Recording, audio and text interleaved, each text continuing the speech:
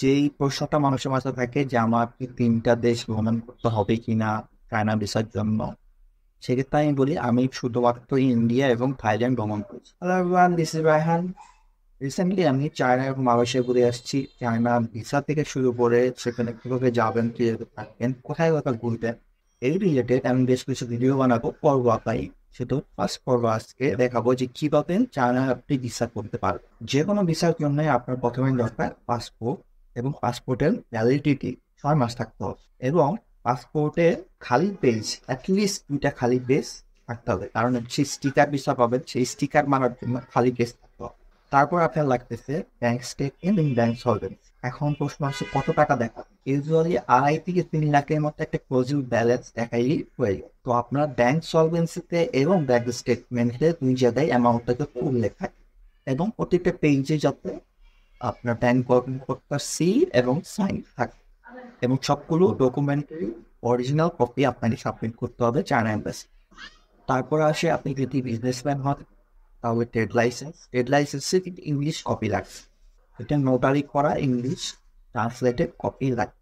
এছাড়াও যদি আপনি জব হোল্ডার হন তাহলে আপনার কোম্পানি প্যাডে এনওসি, আপনার একটা ভিজিটিং কার্ড অথবা আইডি কার্ড লাগবে। এছাড়াও যদি আপনি স্টুডেন্ট হন তাহলে আপনার স্টুডেন্ট আইডি কার্ড এবং ইউনিভার্সিটি থেকে আপনার একটা এনওসি লাগবে। তারপরে আসে আপনার একটা শর্ত তোলা 48 বাই 33 mm ছোট, যেগুলো স্টুডিওতে গেলেই আপনারা এটা করতে পারবেন। চায়না ভিসার জন্য করতেছেন এটা বললেই। এই সবগুলো ডকুমেন্ট একসাথে করে আপনারা কোনো এজেন্সির মাধ্যমে করতে পারেন, অথবা আপনারা নিজেরাও করতে পারেন। নিজেরা করলে যে জিনিসগুলো আপনার ম্যান্ডেটরি, যেমন আপনাকে রিটার্ন টিকেটের, কনফার্ম রিটার্ন টিকেটের কপি সাবমিট করতে হবে, কনফার্ম হোটেল বুকিং এর ডকুমেন্ট সাবমিট করতে হবে, তারপর আপনার ট্রাভেল আইডিটারি সহ একটা ইনভাইটেশন লেটার সাবমিট করতে হবে। যেহেতু এত কিছু আমরা ভিসা পাওয়ার আগে ম্যানেজ করতে পারবো না, বা কনফার্ম টিকিট আমরা করতে পারবো না, রিস্ক থেকে যায় যদি ভিসা না হয়।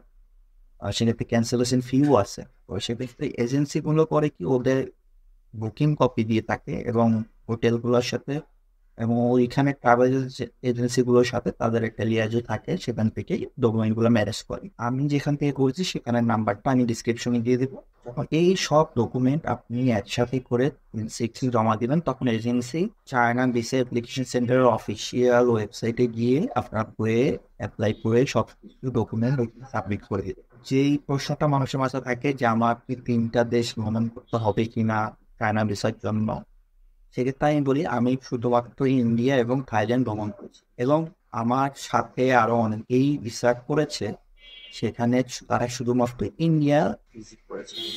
এখানে মেইন ফ্যাক্টরটা ডিপেন্ড করে আপনার ইন্টারভিউ এবং আপনি কিভাবে ডকুমেন্টগুলো সাবমিট করছেন। যখনই এজেন্সি আপনাদের সাবমিট করবে এবং একটা অ্যাপয়েন্টমেন্ট ডেট নিতে, ইউজুয়ালি 2 থেকে 3 দিনের মধ্যেই, তো অ্যাপয়েন্টমেন্টের দিনে আপনি সকাল 11টায় আপনি দেখতে পারবেন। সেখানে আমি একটা বিস্তারিত ভিডিও দেবো, ইন্টারভিউ দিতে হয়। তো সেখানে ঢুকে ইন্টারভিউটা আপনি দিবেন। ইন্টারভিউতে তেমন জিজ্ঞেস করে না, কেমন যাচ্ছেন, কোথায় যাচ্ছেন, কতদিন থাকবেন, আর যে কোথায় সেখানে করবেন, এই কয়টা জিনিস মাত্র 1 থেকে 2 মিনিটের একটা ইন্টারভিউতে আপনি নিয়ে নেবে। ইন্টারভিউ পাস হয়ে গেলে তখন এজেন্সি আপনার হয়ে সবগুলো ডকুমেন্ট, রিয়েল কপি, হার্ড কপিগুলো চায়না এম্বাসিকে জমা দিয়ে আপনার হয়ে ভিসাটা কালেক্ট করে নিয়ে আসে। ভিসা আসতে ইমেইলে 5 থেকে 7 ওয়ার্কিং ডেজ মতো সময় লাগে। আপনি যখন ভিসা করা হয়ে যাবে, তখন যখন ভিসাটা হয়ে যাবে তখন চায়না সেরকম সেগুলো মারা থাকবে এখানে, তখন ভিজিট করবে। কত টাকা লাগতেছে আমার এখানে, আমার ভিসা করার জন্য 11,000 টাকা লেগেছে। আমার সাথে যে পার্টনার ছিল তার 4টা কান্ট্রি দিচ্ছিল, তার জন্য আর একটু কম লাগছে। এরকম এজেন্সি বেঁধে আপনার 10 থেকে 12 কেমন মধ্যে চায়না ভিসা করতে পারে। ভিসাটা হবে 3 মাসের সিঙ্গেল এন্ট্রি। আপনি যখন এরকম সিঙ্গেল এন্ট্রিতে দুইবার ভিজিট করবেন, তখন আপনি নেক্সট স্টেপ 4 মাসের ডাবল এন্ট্রিতে অ্যাপ্লাই করতে পারবেন। ডাবল এন্ট্রিতে আপনি দুইবার ভিজিট করার পর 1 বছরের মাল্টিপল এন্ট্রিতে আপনি অ্যাপ্লাই করতে পারবেন।